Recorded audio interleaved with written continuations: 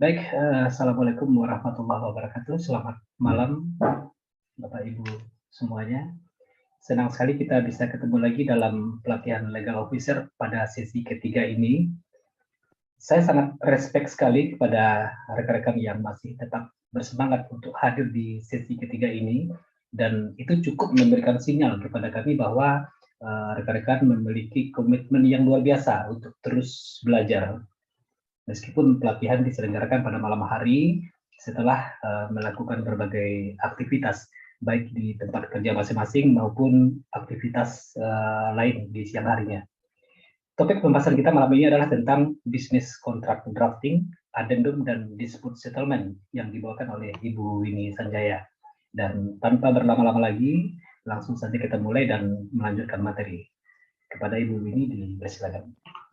Baik, terima kasih Pak Hafiz. Saya izin share screen ya. Ya, silakan.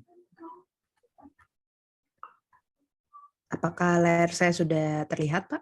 Sudah? Sudah ya? Oke. Selamat malam rekan-rekan yang telah mengikuti pelatihan webinar hari ini. Semoga belum bosan ya dengan saya. Siapa tahu udah bosan gitu kan. Ya, mudah-mudahan hari ini tidak membuat Anda mengantuk ya untuk sesi materi pada hari ini. Karena jujur materi hari ini cukup panjang, rasanya 1,5 jam mau 2 jam juga tidak cukup. Karena kalau Bapak Ibu ambil S2, ini masuknya sudah 2 SKS ya. Masuknya 2 SKS. Jadi hari ini dipaksa untuk menelan materi 2 SKS ya. Saya rasa Bapak Ibu sangat luar biasa ya kalau bisa memahami at least ya setidak-tidaknya ya 50% lah dari materinya. Kebanyakan materinya lebih akan ke praktik, tapi saya mulai dulu dari teori ya supaya kita punya basic atau punya landasan yang kuat. Jadi hari ini saya akan membahas tentang teknik penyusunan kontrak bisnis. Di dalamnya juga nanti ada penyelesaian sengketa. Ya. Ini adalah wujud dari sesi pertama. Karena sesi pertama legal officer harus ngapain aja, profesi hukum harus ngapain aja. Dan salah satunya adalah membuat perjanjian. Ya. Ketika membuat perjanjian, lantas rambu-rambu apa saja yang harus kita perhatikan, itu yang akan kurang lebih akan kita bahas hari ini. Saya rasa kalau teori, saya rasa Bapak Ibu lebih tahu ya daripada saya, apalagi yang baru lulus. Tapi plus minus, saya akan berikan gambaran secara garis besar. Di dalam pelaksanaan pada saat kerja, banyak yang masih bingung, apa sih beda kontrak dan perjanjian? Ya, padahal sebenarnya sama saja terminologi itu. Bedanya apa kalau kontrak itu diambil dari serapan bahasa Belanda, sedangkan perjanjian itu dari bahasa Inggris, yaitu agreement. Jadi kalau Bapak Ibu nanti lihat dokumen, ada yang judulnya kontrak, ada yang judulnya perjanjian, ada yang bahkan kadang-kadang saya lihat ada yang menggabungkan kontrak perjanjian. Ya, sama aja. Ya, actually itu sama aja. Artinya adalah kontrak atau perjanjian. Tujuannya apa? Ya, tujuannya adalah itu adalah dokumen hukum yang memuat keinginan para pihak yang ada di dalam perjanjian supaya ketentuan-ketentuan yang mereka inginkan itu harus beroperasi sesuai dengan peraturan perundang-undangan yang ada. Tidak hanya melindungi kewajiban atau hak salah satu pihak, tapi sifatnya harus seimbang. Supaya apa? Supaya nanti ke depan pada saat mereka melaksanakan apa yang dijanjikan itu tidak ada perselisihan di masa mendatang. Makanya dicantumkan ya di dalam perjanjian. Masalahnya adalah perjanjian itu ada tertulis dan tidak tertulis. Kalau tidak tertulis ya berarti lisan. Misalnya saya janji ke Pak Hafiz, Pak, saya akan membelikan Bapak rumah misalnya. Ya, itu kan hanya lisan ya. Suatu hari kalau saya bilang, Pak Hafiz nagih misalnya ke saya, ya kalau saya lupa, nggak tahu, saya nggak ngerasa janjiin beliin Pak Hafiz rumah misalnya. Ya tidak ada bukti, ya tidak ada bukti. Ya pada dasarnya perjanjian tertulis dan tidak tertulis kekuatannya sama, perbedaannya hanya di sifat pembuktiannya saja. Kalau lisan sulit untuk dibuktikan, kecuali kalau direkam dan lain sebagainya, atau ada saksi minimal 2. Tapi kalau tertulis, ya jelas ada fisiknya, ya minimal digital deh, ya minimal PDF gitu ya bentuknya atau Word. Tapi kalau misalnya tertulis yang sudah di print out ya ada bukti fisiknya. Itulah perjanjian tertulis. Dan di sini adalah kemampuan yang harus Anda punya, rekan-rekan punya, yaitu kontrak drafting, di mana Anda membuat proses membentuk perjanjian, ya. Tapi sebelum jauh kita tahu bagaimana cara membuat perjanjian, ada beberapa rambu-rambu yang harus diingat di dalam sebuah perjanjian. Ya, ini saya rasa pasti sudah tahu ya semuanya, pernah belajar dulu di S1. Ada asas-asas dalam berkontrak. Satu, konsensualisme, artinya para pihak harus sepakat. Kebebasan berkontrak, artinya adalah semua orang yang ada di dalam pihak perjanjian itu harus memiliki kebebasan untuk mengikatkan dirinya, bebas menentukan isi perjanjian, bebas untuk mengadakan pilihan hukum. Mau pakai hukum yang mana? Mau di Indonesia, mau di Hong Kong, mau di Singapura, bebas. Ya, jadi mereka tidak di bawah tekanan. Ya, mereka bebas menentukan apa yang menjadi isi di dalam perjanjian. Lalu yang ketiga, itu ada Pacta Sunt Servanda. Artinya adalah semua kontrak yang dibuat harus sesuai dengan undang-undang yang berlaku. Ya, sesuai dengan peraturan perundang-undangan di Indonesia, dan pada saat itu berlaku, maka itu hanya mengikat bagi para pihak saja. Ya, contoh tadi saya menjanjiin Pak Hafiz beliin rumah. Saya bikin nih tertulis. Apakah kewajiban saya untuk membelikan Pak Hafiz rumah itu harus dipenuhi oleh Patriat Moko? Ya enggak. Ya, kenapa? Karena ya perjanjian saya hanya dengan Pak Hafiz saja. Jadi itu hanya mengikat bagi kita berdua saja, dan itu adalah undang-undang bagi saya dan Pak Hafiz.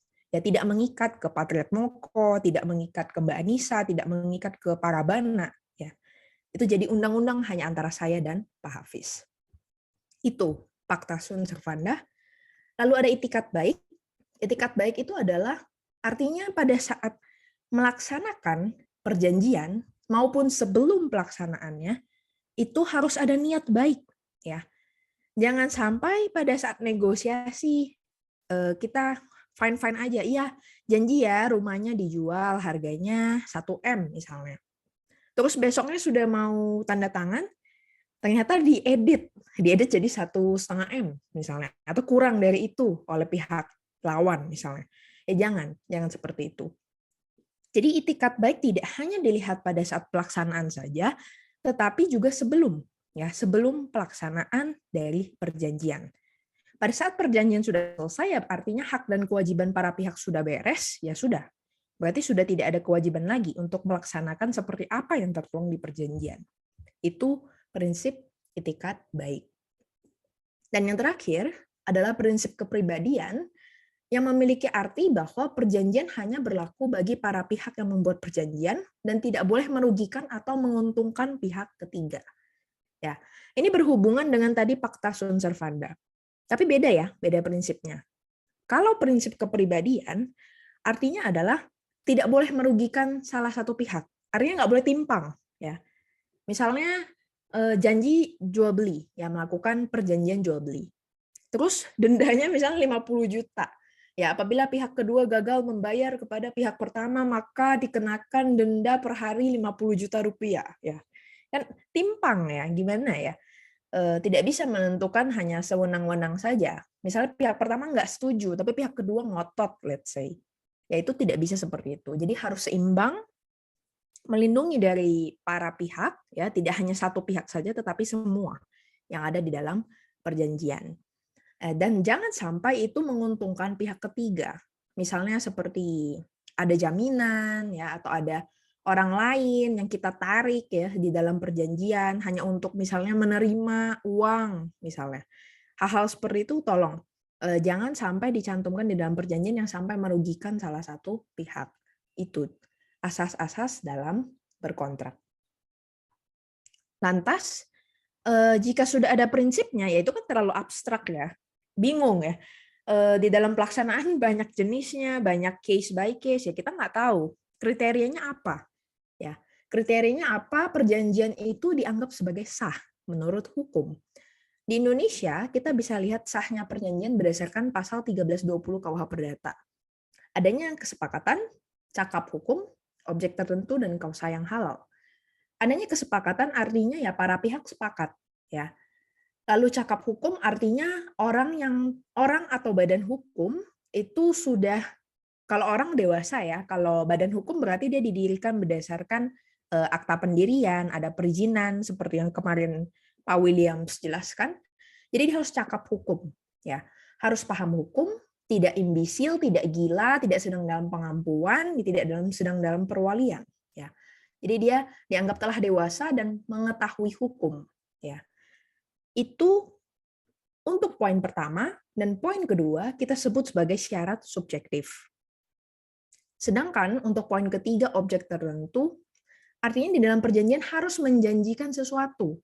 Ada objek, ya. Kenapa? Saya pernah dapat satu perjanjian dari salah satu klien waktu mengurus kasus pro bono ya di PBH Peradi. Ada ibu datang ke saya bawa perjanjian. Saya baca perjanjiannya adalah jual beli rumah, ya. Jual beli rumahnya itu dilandasi berdasarkan perjanjian hukum Islam, namanya adalah musyawarah mutanakisah, ya. Apa itu? Itu adalah sejenis perjanjian yang berdasarkan hukum Islam, kita bisa mencicil, bayar ke pihak penjual atau developer per bulan misalnya berapa, tapi tanpa bunga. Nah, bayarnya ke siapa? Bayarnya itu melalui bank syariah, ya. Nah, seperti itu mekanisme di perjanjian jual beli rumah. Jadi ceritanya ibu itu membeli rumah di developer. Saya baca, perjanjiannya di bawah tangan, tidak dibuat di depan notaris, ya, perjanjiannya hanya dibuat antar developer dengan klien ini, ibu ini. Dan di dalam isinya saya kaget karena ada satu pasal tentang objek jual beli. Objeknya hanya disebutkan tanah berada di kawasan daerah Bale Endah. Saya lupa kecamatan apa.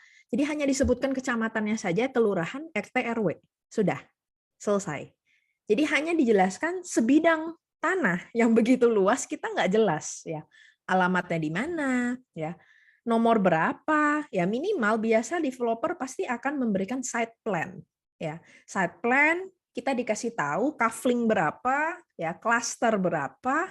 Kalaupun nomornya belum ada, ya biasanya sudah ada klasternya, jenisnya, ya, jenis rumahnya seperti apa, tipenya berapa, itu pasti ada. Sedangkan ibu ini di perjanjian itu tidak ada. Di perjanjian MMQ ya, musyawarah mutanakisahnya itu tidak ada sama sekali mencantumkan detail objeknya. Lalu saya tanya ibunya, pada saat ditawarkan oleh marketing, apa yang ditawarkan?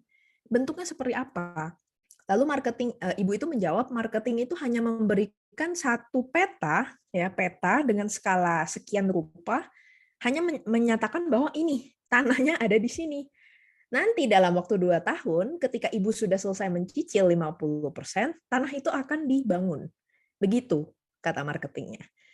Ternyata apa yang terjadi? 2 tahun setelah mencicil, 1 bulan sebelum menuju cicilan bulan terakhir, rumah itu sama sekali tidak pernah dibangun. Jadi tanah kosong. Ketika mereka datang dari daerah ya, jadi mereka dari luar daerah Bandung, saat mengunjungi ke sana, tanahnya kosong, tidak ada sama sekali. Ya, pertanyaannya sekarang, ibunya tanya kepada saya, solusinya apa, Bu, yang harus saya lakukan, katanya. Terus saya jawab, ketika saya baca perjanjiannya, ibu kalau mau gugat, tapi ada potensi hakim mungkin akan membatalkan perjanjian ini. Kenapa? Karena objeknya sama sekali tidak ada. Lantas apa akibat kalau perjanjian itu batal demi hukum? Artinya perjanjian itu tidak pernah terjadi. Ya, jadi gimana ya, itu sulit ya, mau Anda gugat tapi ada potensi karena tidak memenuhi objek tertentu, ya perjanjiannya bisa batal demi hukum, Bu, gitu. Ya pada akhirnya setelah berpikir dan lain sebagainya, akhirnya ibunya ya udah ikhlasin aja gitu, mengikhlaskan hal tersebut, tapi mereka lebih mengejar ke developernya dengan PMH, perbuatan melawan hukum. Ya, jadi tidak berdasarkan one prestasi dari perjanjian tadi itu. Nah, hal-hal seperti inilah yang harus kita sangat perhatikan. Tidak semua hal yang dicantumkan di dalam perjanjian bisa digugat di depan hakim atau di pengadilan. Ya, di pengadilan oleh hakim. Kenapa? Ya kita harus cek dulu syarat-syarat sahnya perjanjiannya sudah memenuhi apa tidak. Ya kalau tidak terpenuhi belum tentu Anda bisa menggugat apa yang Anda inginkan. Gitu. Itu tadi tentang objek tertentu. Sedangkan kausa yang halal, ya, kausa yang halal itu berarti suatu perjanjian itu harus sesuai dengan peraturan perundang-undangan di Indonesia. Tapi tidak hanya peraturan perundang-undangan, tapi mencakup juga kebiasaan masyarakat, adat istiadat setempat, kebiasaan kesusilaan. Ya, contoh. Ya kita mengamini ya kalau di Indonesia untuk memiliki usaha menjual minuman alkohol itu diperbolehkan. Asalkan telah memenuhi perizinan yang telah ditentukan oleh pemerintah dan dijual di tempat-tempat yang hanya spesifik. Jadi tidak boleh dijual umum ya.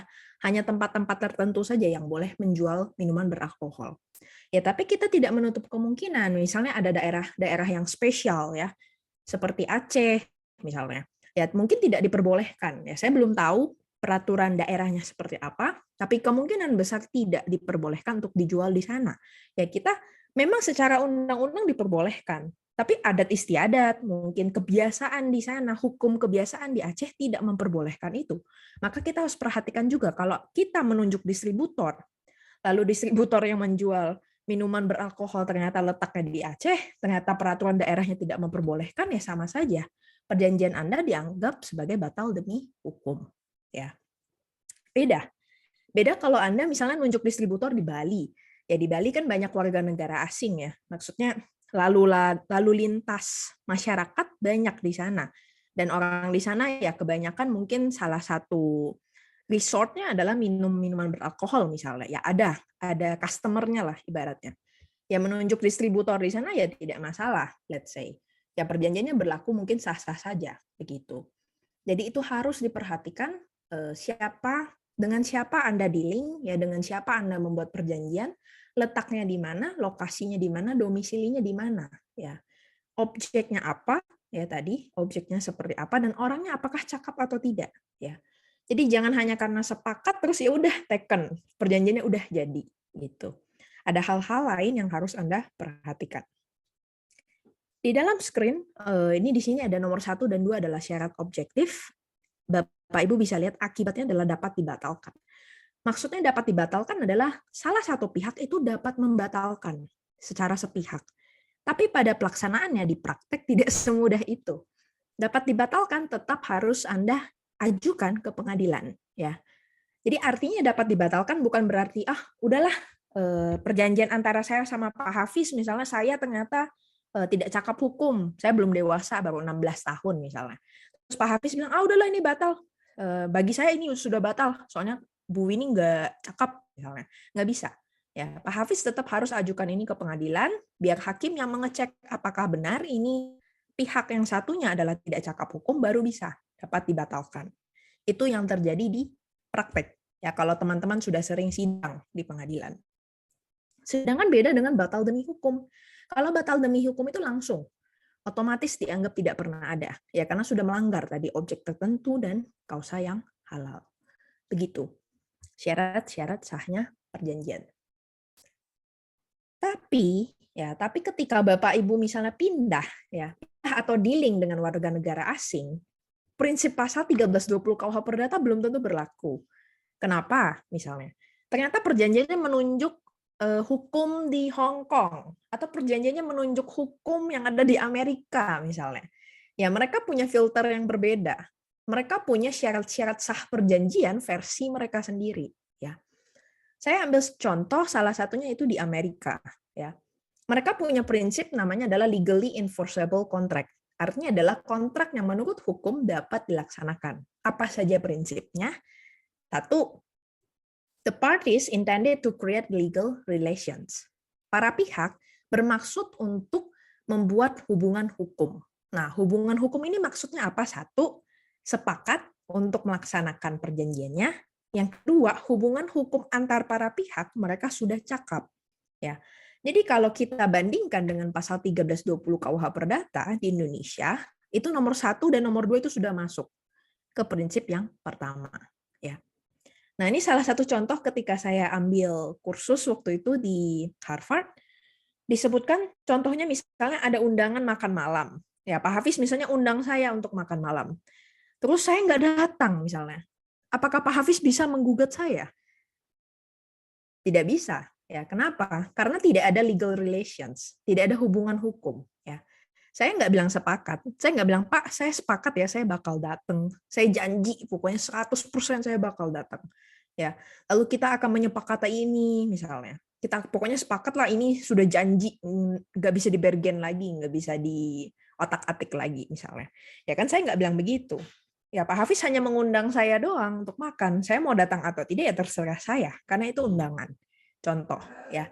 Jadi kalau ada janji, hanya janji-janji semata aja yang kurang lebih tidak ada kata sepakat, ya, maka itu bukan masuk di prinsip pertama, ya. Terus yang kedua, prinsip yang kedua adalah both sides are serious. Kedua belah pihak itu serius, not frolic and banter. Tidak sedang main-main dan tidak sedang bercanda dan konsisten, ya, konsisten terhadap pendiriannya mereka. Nah, saya ambil contoh, ini ada kasus yang terkenal di luar negeri, itu namanya Leonard versus Pepsi. Ya, singkat cerita, tapi nanti saya akan kasih lihat videonya. Pepsi itu membuat sebuah iklan di TV, ya. Membuat iklan di TV, mereka tawarkan kalau mampu mengumpulkan tutup botol Pepsi dan ditukar ke Pepsi atau di supermarket terdekat, nanti ada hadiah-hadiah, ya, hadiah-hadiah yang bisa mereka tukarkan. Ini saya coba buka ya linknya.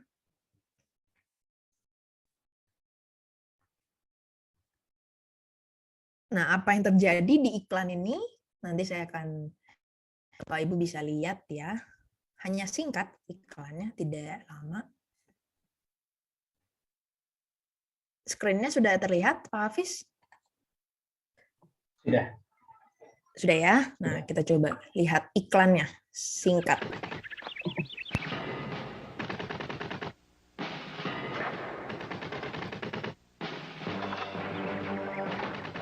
Introducing the new Pepsi Stuff Catalog.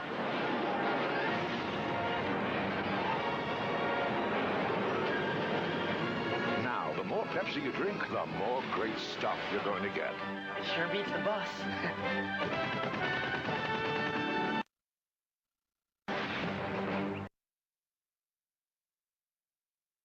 Oke, ya, sekilas Bapak Ibu pasti melihat bahwa Pepsi sedang membuat iklan, kalau bisa mengumpulkan tutup botol Pepsi berapa poin, bisa ditukar hadiah, ya. Nah, salah satu hadiah fenomenalnya adalah ini, Harrier Fighter, ya, pesawat jet, ya.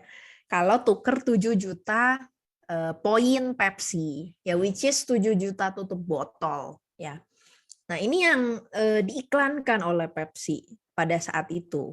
Sudah lama ya, ini iklan yang sekitar tahun 2000-an ya, pertengahan 2000. Nah, apa yang terjadi? Seorang anak laki-laki namanya Leonard, ya, kebetulan orang tuanya juga jualan kelontong, jadi jualan Pepsi juga, ya. Lalu dia minta tolong ke teman-teman satu sekolahnya, yuk kita kumpulin ini tutup botol Pepsi 7 juta jumlahnya. Ya biar apa? Biar kita bisa tukar pesawat jet Harrier tadi, Harrier Fighter. Dan apa yang terjadi? Berhasil ternyata. Ya dia kumpulin semuanya, teman-temannya bantu dia, dan dia mau tukarkan, dia telepon lah ke perusahaan Pepsi. Terus apa yang terjadi? Pepsi kaget. Waduh, ini ada anak yang berhasil mengumpulkan tutup botol ya. Bahaya dong. Gimana dong? Kita nggak mampu, nggak mungkin kita beli ini kan Harrier Fighter Z gitu. Dan akhirnya setelah dipertemukan mediasi apa segala macam, Pepsi cuma bilang kita cuma lagi flexing kok. Ya bahasa sekarang ya. Flexing itu artinya adalah melebih-lebihkan sesuatu buat marketing ya, untuk sesuatu yang luxurious, yang mewah gitu. Terus Pepsi bilang ya kita cuma lagi flexing, kita bercanda aja, kita nggak serius kok bikin iklan ini. Maksudnya adalah bisa tukerin jaket, bisa tukerin tadi ya sunglasses, kacamata hitam dan lain-lain. Tapi kalau Harrier Fighter kita hanya bercanda aja, flexing aja kok gitu. Leonardnya nggak terima ya, nggak terima, digugat ke pengadilan di Amerika. Dan saya lupa putusannya seperti apa, tapi putusannya menjadi jurisprudensi pada saat itu. Menjadi jurisprudensi atau menjadi acuan terhadap putusan-putusan lainnya di masa mendatang, bahwa ada satu prinsip yang mereka masukkan. Kalau di dalam perjanjian, itu harus para pihak serius, ya, tidak bercanda, terus banter itu harus konsisten, ya. Mereka masukin itu ke dalam prinsip di mana kontrak itu menjadi sah atau berlaku kalau para pihak itu serius dan konsisten dan tidak main-main, ya. Dan itu menjadi satu masukan, ya. Satu masukan yang menurut saya kalau di Indonesia belum ada prinsip seperti itu. Bahwa para pihak harus serius, ya, harus konsisten dan tidak sedang bercanda kalau dalam membuat perjanjian. Dan menurut saya ini penting. Ya, penting kenapa? Karena terutama lihat di iklim Indonesia, ya. Dengan tingkat crime yang masih tinggi, penipuan, rawan penggelapan, ya kalau Anda sering ke pengadilan yang masih banyak kasus-kasus seperti itu, dan biasanya landasannya adalah perjanjian, ya, one prestasi dan lain sebagainya, ya harusnya ada prinsip yang seperti ini yang masuk di dalam syarat sahnya perjanjian di Indonesia itu. Terus yang ketiga, it is not illegal and not immoral, ya. Apa yang menjadi konten dari perjanjian itu bukan sesuatu yang melanggar hukum dan tidak melanggar moral. Kalau kita samakan dengan pasal 1320 KUH Perdata, itu sama dengan poin 3 dan poin 4. Artinya harus ada objek yang legal, ya, dan dia harus memenuhi peraturan perundang-undangan, kebiasaan, kemudian keasusilaan dan lain sebagainya di Indonesia. Nah, bedanya apa kalau di luar negeri itu hukum sama moral itu satu. Jadi mereka tidak sebutkan kausa yang halal, tapi mereka sebutkan ya pokoknya itu harus berdasarkan aturan, legal, dan moral. Jadi satu kesatuan itu. Nah, munculnya prinsip ini juga karena ada jurisprudensi pada saat itu. Ada kasus, ya. Kasusnya adalah kasus Mr. Big namanya. Saya lupa ini entah di Singapura atau di Hong Kong. Saya lupa ini kasusnya di mana, tapi negara common law, ya, masih negara common law. Mr. Big ini adalah seorang eksekutif pemilik perusahaan, ya, perusahaan developer kaya. Selain punya istri, dia juga punya girlfriend, ya, punya pacar, ya, ibaratnya mistress, ya, punya wanita simpanan. Nah, pada saat mereka pacaran, Mr. Big ini memberikan sebuah apartemen, ya, memberikan properti lah, ya, memberikan properti kepada si perempuan. Tapi karena perempuannya pinter, ya, cukup berpendidikan, lalu dia buat perjanjian, ya. Isi perjanjiannya adalah saya janji nggak akan nelpon kamu selama kamu kerja dan di rumah, asal dengan catatan semua aset-aset yang kamu berikan kepada saya itu sudah langsung atas nama saya, gitu. Jadi mistressnya cantumkan itu di dalam perjanjian. Terus Mr. Big-nya pada saat di dalam proses perjanjian bilang, loh, ngapain? Saya juga nggak butuh kok kalau kamu mau telepon saya di rumah, mau telepon saya pas di kerja nggak apa-apa, ya itu bebas, itu hak kamu buat telepon. Tapi ceweknya tetap kekeh, ya tetap kekeh, ya pokoknya harus dicantumin deh di dalam perjanjian. Nah akhirnya dibuatlah perjanjian itu. Nah suatu hari mereka sudah tidak berpacaran lagi, jadi sudah tidak punya hubungan dan Mr. Big-nya jatuh miskin, lalu dia mau mengambil lagi aset tadi apartemen dari mistress-nya, ya, yang sebelumnya sudah pernah diberikan kepada si mistress. Mistressnya tidak terima. Loh, kan waktu itu kan sudah tanda tangan perjanjian. Kok bisa seperti itu? Kok kamu bisa sih minta balik gitu, ya? Akhirnya digugat, ya, digugat sampai ke pengadilan. Nah, pada saat itu di proses persidangan, terlepas dari apa yang menjadi putusannya, tapi di sana hakim berpikir bahwa ini bukan termasuk perjanjian yang mereka cantumkan secara tertulis. Kenapa? Karena satu, apa yang mereka perjanjikan itu ilegal dan tidak bermoral karena mereka bukan pasangan suami istri, tapi mereka mistress dan tadi, ya, yang nge-hire-nya pacaran gitu, ya, pacaran tapi di luar dari sepengetahuan istri sahnya gitu, ya. Jadi tidak legal, itu yang pertama. Yang kedua adalah itu hanya janji memberikan hadiah, ya. Itu bukan perjanjian. Ya, Mr. Big cuma mau ngasih hadiah aja. Niatnya hanya memberikan hadiah, bukan melakukan perjanjian gitu. Nah, apa yang terjadi? Ya, yang namanya hadiah, kalau misalnya saya kasih hadiah ke Parabana misalnya atau ke Patriot Moko, kalau seandainya suatu hari saya mau minta balik ya boleh-boleh aja. Namanya juga hadiah gitu. Kan Anda tidak dipaksa untuk menerima itu. Atau Anda tidak dipaksakan untuk menentukan hadiah itu apa. Ya kan saya sekasihnya aja gitu. Nah, apa yang terjadi? Akhirnya Mr. Big bisa ambil balik lagi propertinya ke selingkuhannya itu. Ya. Jadi itu yang dipertimbangkan oleh hakim pada saat itu. Ini bukan perjanjian, perjanjiannya pokoknya batal demi hukum karena tidak legal, tidak berdasarkan moral, dan yang kedua adalah ini hanya janji untuk memberikan hadiah, bukan sebuah perjanjian. Itu. Jadi kita bisa lihat di luar negeri mereka memisahkan ya antara promise dengan agreement. Ya, janji untuk memberikan sesuatu dengan perjanjian itu adalah dua hal yang berbeda. Nah, di sana yang saya lihat ini sangat penting. Sangat penting untuk dipelajari ya atau diperdalami. Karena banyak sekali transaksi di luar negeri, kalau ada transaksi dengan warga negara asing, mereka punya prinsip yang demikian. Itu yang menurut saya perlu dipahami.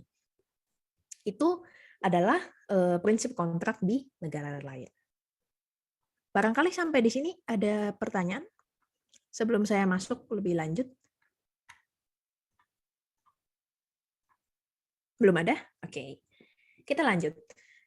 Nah, tadi sudah tahu ya, rambu-rambu untuk membuat perjanjian apa aja. Sekarang pertanyaannya proses terjadinya itu seperti apa sih? Kapan kita bisa tahu perjanjian itu pada saat itu juga sudah berlaku? Ya, kita juga harus tahu proses terjadinya kontrak itu seperti apa. Pertama, sebelum perjanjian itu terjadi, jauh sebelum ada kesepakatan, ada yang dinamakan offer. Offer itu adalah penawaran, ya sifatnya tidak mengikat. Misalnya saya dengan Pak Ibnu mau sewa menyewa, saya pasti nawar dulu, Pak Ibnu mau tidak apartemen saya 1 bulan kira-kira 7 juta deh per bulan. Bapak mau nggak? Nah, terus nanti ada yang namanya bargain, ada proses tawar menawar, yaitu melalui negosiasi. Pak Ibnu bilang, aduh 7 juta kemahalan Bu, ini saya mampunya cuma 6,5 lah, 6,5 atau 6, ya kisaran segitulah Bu, gitu. Terus nanti ada proses penerimaan atau deal. Misalnya saya bilang, Pak Ibnu, 6 mah kayaknya nggak bisa, 6,5 deh, gimana? Boleh nggak? Terima nggak? Gitu, deal nggak? Gitu. Terus Pak Ibnu bilang, oh oke, deal. Let's say, saya deal, Pak Ibnu deal, di situ ada yang namanya proses penerimaan, ya atau deal. Dan di situ muncul yang namanya adalah kata sepakat, ya. Maka ketika kata sepakat muncul, ya, kata sepakat itu timbul karena sudah ada yang namanya offering dan ada bargaining, ya, ada proses penawaran dan ada yang namanya proses tawar-menawar atau negosiasi. Nah, disitulah ketika sudah ada yang namanya kesepakatan, muncullah yang namanya timbul mutual assessment atau persamaan persepsi. Persepsi saya dengan Pak Ibnu itu sama. Apartemennya di gedung X, lantai 27 misalnya, dengan tipe B misalnya, dengan harga 6,5 juta per bulan. Ya, sama persepsi saya dan persepsi Pak Ibnu. Nah, di sini kita bisa munculkan yang namanya perjanjian. Inilah yang kita tuang di dalam perjanjian mutual assessment. Nah, perjanjian tapi timbul di mana? Timbul pada saat sudah ada kata sepakat. Ya. Jadi muncul di sini, tapi kita tuang secara tertulis di dalam perjanjian atau kontrak untuk menimbulkan persamaan persepsi atau mutual assessment. Begitu proses terjadinya kontrak. Hanya saja, ya, hanya saja di praktek yang namanya persepsi itu tidak mudah untuk disamakan. Ya, ini juga saya beberapa kali mengalami ya bikin perjanjian untuk beberapa klien yang A, klien yang B, mereka ingin buat perjanjian. Beda-beda definisinya, ya. Apalagi kalau misalnya latar belakang edukasinya berbeda, terus mungkin negaranya berbeda, ya mereka punya pemahaman yang berbeda, ya. Nggak usah jauh-jauh. Biasanya di perjanjian, leasing dengan renting, itu aja kadang-kadang kita bingung, ya. Artinya kalau Anda pakai Google Translate, munculnya sama-sama sewa. Tapi kalau leasing itu biasa untuk barang bergerak atau benda berat, ya. Tapi kalau renting itu biasa buat space, buat tempat, properti, ya. Jadi itu aja biasanya timbul. Saya pernah menangani klien, mereka mempeributkan dua kata itu, ya. Enggak, kami di negara tuh ngomongnya renting, bukan leasing, ya. Yang di Indonesia mereka pakai perjanjian yang sudah ada. Waktu itu kita review, mereka bilang enggak, kita pahamnya leasing gitu. Padahal apa yang disewakan tempat, ya, properti, ya. Sulit, ya. Sulit apalagi kalau punya persepsi masing-masing. Selain itu, ya, bukan hanya kata-kata ya, bukan hanya definisi dari kata-kata saja, tapi bagaimana caranya untuk menyamakan persepsi yang tidak tampak, ya. Misalnya rasa, ya. Kalau misalnya persepsinya tentang tanggal, tempat, objek, lokasi, fisik, ya, yang bisa kita lihat itu masih mudah, ya. Definisi masih bisa dicari di kamus hukum. Ya, tapi kalau udah rasa sulit, ya. Misalnya nih, Bapak Ibu pergi ke sebuah pameran, ya, pameran usaha. Ada namanya Mangga Harum Manis, ya. Jualan, ya, katanya, iya ini kita lagi promo, kalau beli 1 ton, kita akan kirim gratis ongkirnya, misalnya. Terus Bapak Ibu pergi ke pamerannya, cobain mangganya, manis, harum, ya, sesuai dengan namanya, Mangga Harum Manis. Ya sudah, saya pesan 1 ton, kirim ke Kalimantan, mau saya jual, ya. Ternyata pada saat kita sudah dealing, sudah tanda tangan perjanjian, mau dikirim, sampai di sana mangganya pas dikupas asam. Ya. Terus gimana? Saya ngukurnya gimana ini? Bentuknya sama sih kayak kemarin yang di pameran, tapi rasanya beda, rasanya asam. Ya. Bingung jadinya. Kalau di luar negeri itu ada alat indikator rasa, ya. Tapi kalau di Indonesia saya rasa masih belum sejauh itu ya. Yang kita beli buah dan lain sebagainya ada indikatornya ya, belum ada yang seperti itu. Kalau di New Zealand atau Selandia Baru mereka sudah ada.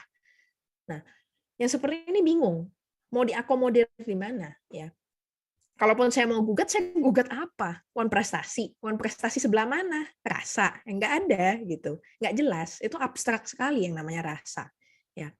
Nah, kuncinya ada di pasal 1339 KUH Perdata, yaitu tentang kepatutan. Isinya apa?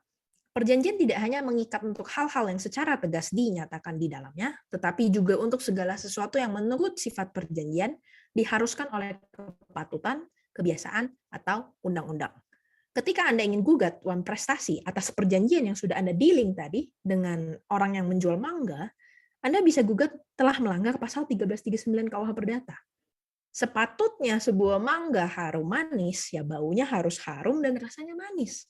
Tapi ketika datang, kenapa rasanya asam? Tidak patut, ya. Tidak patut apa yang terjadi di dalam umumnya terjadi, ya. Jadi bisa gugat dalam hal ini, ya. Itu artinya melanggar pasal 1339 KUH Perdata yang isinya adalah kepatutan. Apa yang patut dan umumnya terjadi, tetapi ternyata tidak ada dan tidak ada terjadi dalam praktik, ya, tidak terjadi pada saat objek apa yang diperjualbelikan, itu kita bisa pakai pasal 1339 KUH Perdata. Begitu. Nah, itu kurang lebih proses terjadinya kontrak atau perjanjian yang perlu Bapak Ibu tahu ya, sebelum jauh mengetahui bagaimana cara membuat perjanjian yang baik. Nah, ini ada satu kasus yang menarik bisa dibahas. Kenapa persepsi yang sama di dalam kontrak itu sangat penting? Ya kalau namanya bisnis ya sudah bicara uang, ya uang mau yang uang besar, uang kecil, tetap kalau apa yang diperjanjikan ya itu yang harus dijalankan. Ya kalau sudah besar ternyata persepsinya berbeda dan sangat merugikan, itu akan sangat merugikan. Ya bukan hanya para pihak tapi kita juga sebagai orang yang mendrafting kontrak itu. Ini adalah salah satu kasus yang cukup fenomenal dan dipakai sebagai standar ya, standar untuk menjelaskan kenapa persepsi hukum itu sama di dalam kontrak. Di luar negeri mereka selalu pakai kasus ini, yaitu kasus Silverstein Property versus Insurance Company. Bapak Ibu kalau mungkin masih ingat ya, tahun 2000-an World Trade Center di Amerika ditabrak oleh teroris dengan 2 pesawat. Ya mereka punya gedung 2 kayak Twin Tower gitu, terus diserang oleh teroris dengan 2 pesawat. Nah, ternyata gedung tersebut itu ternyata diasuransikan dengan asuransi Hartford Fire Company, St. Paul Fire and Marine Insurance Company oleh Silverstein Property. Jadi pemilik dari gedung WTC itu Silverstein Property, sebuah perusahaan properti. Nah, di dalam klausul perjanjian asuransi disebutkan bahwa mereka akan ganti rugi, perusahaan asuransi akan ganti rugi maksimal $1 billion per satu occurrence, per per satu kejadian terorisme. Ya, jadi mereka sebutkan apa yang mereka cover supaya bisa diklaim oleh Silverstein Property kalau terjadi terorisme. Nah, apa yang terjadi? Gedung World Trade Center pada saat itu diserang 2 kali oleh teroris Al-Qaeda. Nah, muncul beda persepsi yang ternyata tidak sempat mereka bahas sebelum mereka buat perjanjian. Insurance company, perusahaan asuransi merasa bahwa, loh, kerusakan yang harus saya bayar itu artinya per satu kejadian. Walaupun pesawatnya 2, tapi kan kejadiannya 1. Kejadiannya adalah di dua gedung itu diserang oleh teroris. Maka saya harus bayar hanya untuk 1 kejadian. Itu menurut insurance company. Tetapi menurut Silverstein Property, loh, nggak gitu. Hitungnya nggak gitu. Itu 2 kejadian hitungnya. Karena apa bedanya? Beda 30 detik. Saya diserang sekali oleh teroris A, selanjutnya beberapa detik kemudian saya diserang sama teroris B. Jadi ini 2 kejadian, bukan hanya 1. Anda harus bayar saya 2 kali lipat. Gitu. Alot, perusahaan asuransi bilang 1 occurrence, 1 kejadian. Perusahaan dari Silverstein Property bilang 2 kejadian. Yang benar siapa? Nggak ada yang mau ngalah karena uangnya besar, ya bukan kecil. Dan untuk membereskan atau memperbaiki gedung itu nggak mudah, ya perlu uang yang banyak.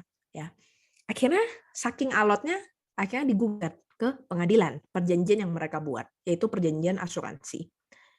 Nah, hakim pada saat itu melihat bahwa ya memang benar kalau per kejadian kalau diserang itu memang 2 kali ya. Tapi kita juga harus lihat damage-nya. Kita harus lihat kerusakannya.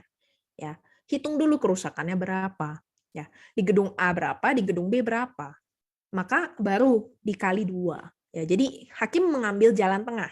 Ya, dilihatnya dari per damage-nya berapa, kerusakannya berapa aja, apa aja yang rusak, baru dikali 2. Ya, dikali 2 attacks. Dan pada saat itu yang dapat diklaim hanya 70.000 US dollar. Ya. Itu yang terjadi. Nah, ini adalah contoh yang menurut saya sudah jadi cerminan bahwa berhati-hatilah dalam membuat perjanjian. Apalagi kalau berhubungan dengan uang yang jumlahnya besar. Ya, ini kan udah melebar sampai ke pengadilan, ya harus menghabiskan uang sampai ke proses pengadilan. Belum lagi ternyata yang diklaim tidak seberapa ya. Yang tadinya maksimal 1 billion hanya dapat 70.000 US dollar. Seperti itu. Jadi itu adalah tugas Anda nanti ke depan untuk memperhatikan dengan teliti bagaimana mencantumkan definisi-definisi yang jelas di dalam perjanjian. Kalau perlu sebutkan maksudnya apa di pasal 1 ketentuan umum, definisinya apa. Semakin detail semakin baik. Jadi untuk meminimalisir adanya persepsi yang berbeda terhadap perjanjian yang Anda buat. Begitu. Baik. Saya lanjutkan ya. Oh enggak, pertanyaan dulu deh. Ada yang mau bertanya barangkali? Sebelum saya lanjutkan, karena setelah ini pasti akan lebih banyak bahas ini ya, teknis pembuatan perjanjian. Oke, ada yang bertanya. Saya bacakan ya. Pak Triatmoko. Bagaimana status kontrak kerja apabila isinya ada yang berubah atau ada penambahan isi dari perjanjian awal yang sebelumnya telah sama-sama dibuat antara pemberi kontrak dengan mitranya? Apakah kontrak tersebut bisa cacat demi hukum atau bagaimana? Sama itu sama persis, Pak, maksudnya? Samanya tuh gimana dulu? Definisi samanya tuh maksudnya sama persis hanya diperpanjang begitu, Pak, maksudnya? Atau seperti apa? Barangkali bisa dibantu untuk menjelaskan. Status kontrak kerja apabila isinya ada yang berubah atau ada penambahan isi dari perjanjian awal yang sebelumnya telah sama-sama dibuat antara pemberi kontrak dengan mitranya. Apakah kontrak tersebut bisa cacat demi hukum atau bagaimana? Saya asumsi dulu ya, Pak. Asumsi saya adalah ini maksudnya memperpanjang, ya, prolong. Kalau prolong, memang para pihak sepakat sesuai dengan yang telah diperjanjikan sebelumnya, it's okay, ya nggak masalah. Kecuali ternyata apa yang Pak Ibnu mau tambahkan atau mau diubah tidak diamini misalnya oleh pihak lain gitu. Tidak didengarkan misalnya tiba-tiba ya udahlah ini pokoknya yang kemarin deh sama persis gitu. Ya jangan. Ya sebaiknya tidak seperti itu. Artinya kan di situ ada paksaan ya untuk menandatangani perjanjian yang dimaksud. Dibilang cacat atau tidak tergantung Bapak. Ya kalau Bapak tanda tangan dan ada niat yang memang ingin melaksanakan perjanjian itu, ya artinya perjanjian tetap dilaksanakan. Oke. Legal standing yang tidak jelas itu berada di posisi dapat dibatalkan atau batal demi hukum dalam syarat sah perjanjian. Oke. Kita balik ya. Oke. Saya perlu tahu dulu, Pak. Yang ditambahkan itu apa? Apa yang ditambahkan, apa yang berubah? Ya. Kalau bicara tentang kesepakatan, ya berarti dapat dibatalkan. Bapak kalau nggak sepakat dengan apa yang ditambahkan dan dirubah, ya berarti itu tidak memenuhi syarat subjektif. Tidak ada kesepakatan antara Bapak dengan mitranya Bapak. Maka itu dapat dibatalkan. Terus kalau misalnya yang ditambahkan misalnya objeknya terus Bapak nggak sepakat misalnya, loh kok nambah lagi kerjanya nambah banyak, tapi saya nggak sepakat misalnya, ya bisa batal demi hukum perjanjiannya. Jadi itu asumsi saya ya Pak. Tapi nanti lebih jelas barangkali kalau Bapak bisa menjelaskan lebih detail, nanti kita bisa bahas lebih dalam pada saat sesi diskusi ya, Pak Triatmoko. Oh, Pak Ibnu. Oke, saya lanjut lagi. Atau ada yang lain barangkali mau bertanya? Itu tadi case by case ya, berarti ya jawabannya ya. Ada pertanyaan? Belum? Oke, saya lanjutkan. Tadi sampai persepsi, ya, persepsi yang sama. Kenapa penting persepsi yang sama di dalam perjanjian? Nah, sekarang saya akan bahas tentang rambu-rambunya. Ya, rambu-rambu yang kira-kira apa aja sih harus ada di dalam perjanjian, kontennya, isinya, ya, unsur-unsur perjanjian. Sedikit banyak sebenarnya udah dijelaskan oleh Pak Williams ya kemarin. Cuma mungkin bahasanya Inggris. Kemarin ada anticipatory clause, essential clause, yang seperti itu. Ya, kita pakai versi yang Indonesia. Unsur-unsur perjanjian itu ada 3, essentialia, naturalia, accidentalia. Essentialia, pahami saja dari katanya, essentialia artinya adalah yang inti, paling esensial. Artinya adalah kalau tidak ada pengaturan tersebut, maka perjanjian itu tidak bisa dianggap sebagai perjanjian. Contoh, perjanjian jual beli. Ya, perjanjian jual beli kalau nggak ada objek yang dijual atau dibeli, kita nggak bisa bilang itu perjanjian jual beli. Ya, perjanjian sewa menyewa. Kalau nggak ada objek sewa menyewanya, kita nggak bisa sebut itu perjanjian sewa menyewa. Itu ya. Jadi kalau esensialia dari perjanjian jual beli, 1, harus ada penjual, 2, harus ada pembeli, 3, objeknya apa yang mau dijual, 4, harganya berapa, ya. Sisanya ya Anda mungkin bisa tentukan lain ya, tentukan sendiri cara pembayaran, terus buktinya seperti apa, ya apa yang terjadi kalau terjadi prestasi dan sebagainya itu kesampingkan ya. Esensialnya adalah ada penjual, ada pembeli, objeknya apa, harganya berapa. Kalau ada jangka waktu itu lebih bagus lagi. Kalau ada jangka waktu pada saat jual beli terjadi ya. Itu adalah esensialia. Sedangkan kalau naturalia itu nature ya. Artinya adalah akarnya apa ya. Alamnya itu apa? Maksudnya adalah bagian-bagian yang memang sudah diatur berdasarkan peraturan perundang-undangan yang ada di Indonesia. Ya, contoh, kalau misalnya Bapak Ibu bikin perjanjian sewa menyewa dan diatur bahwa jual beli objek sewa tidak memutus sewa menyewa, ya. Sekali lagi, kalau Anda bikin perjanjian sewa menyewa harus mencantumkan pasal bahwa sewa menyewa itu jual beli itu tidak memutus sewa menyewa. Contoh, misalnya, saya sewa rumahnya Pak Hafiz. Terus ternyata Pak Hafiz berencana untuk menjual rumahnya dengan Pak Triatmoko. Tapi saya sewanya setahun. Ya. Tapi Pak Hafiz mau jualnya, mau serahnya besok misalnya, karena udah dibayar, let's say. Boleh tidak sewa menyewa saya diputus? Nggak boleh. Ya. Karena berdasarkan KUH Perdata disebutkan bahwa jual beli objek sewa itu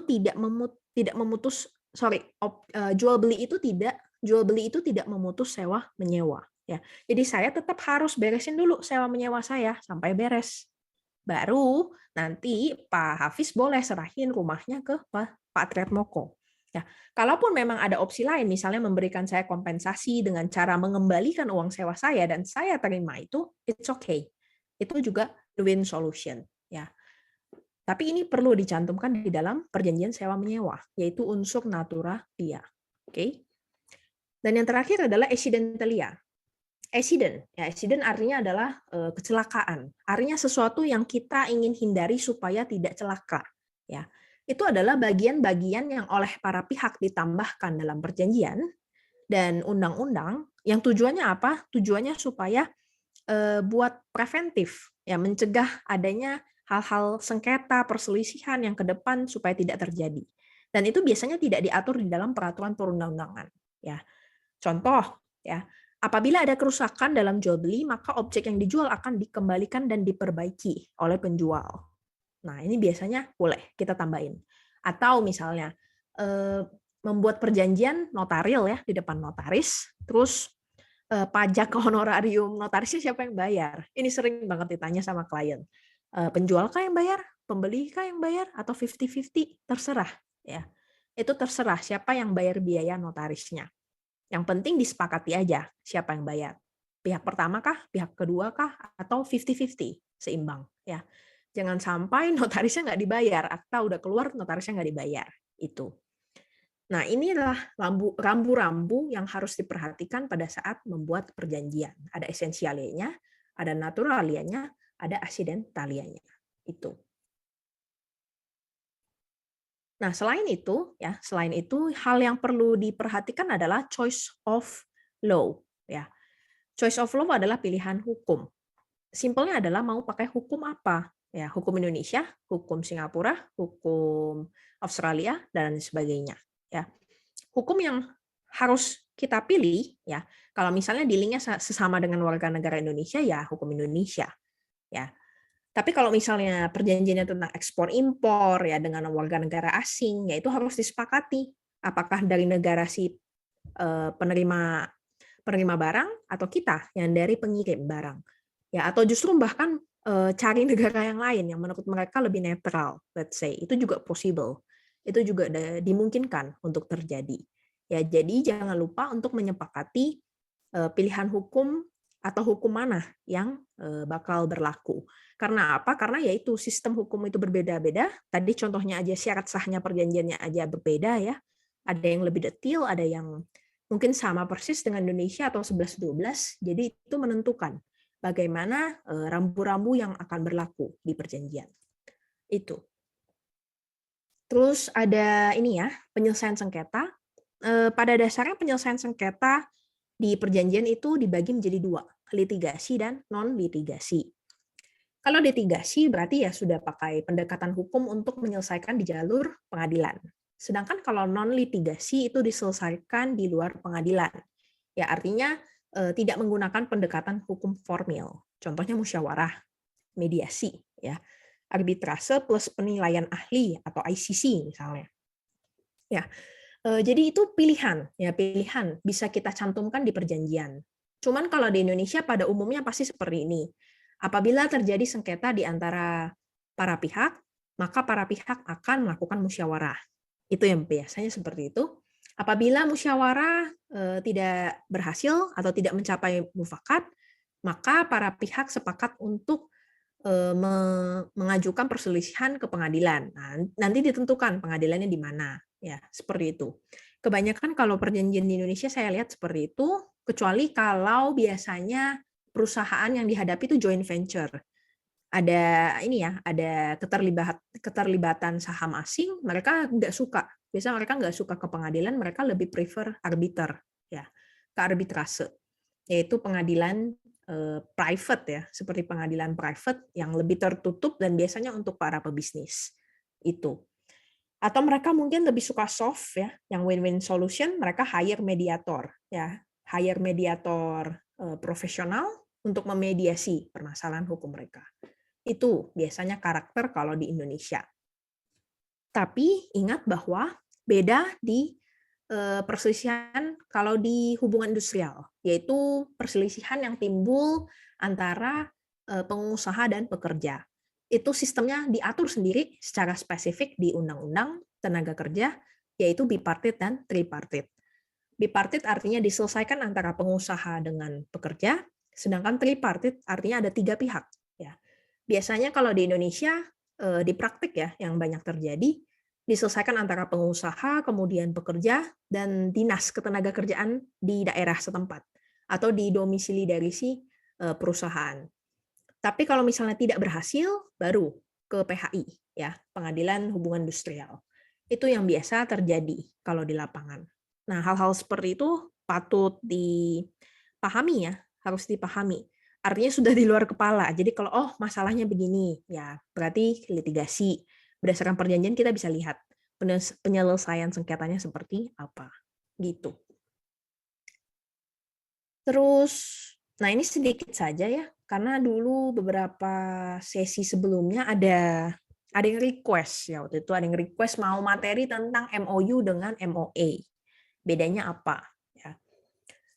Ini biasa karakter perusahaan Asia ya. Kalau Jepang, Vietnam, terus Singapura ya, mereka suka bikin MOU dulu jauh sebelum buat perjanjian. Ya.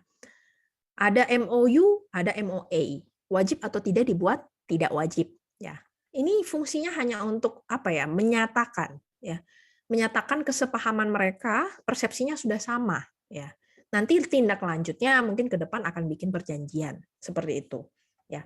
Jadi bedanya apa MOU dengan MOA?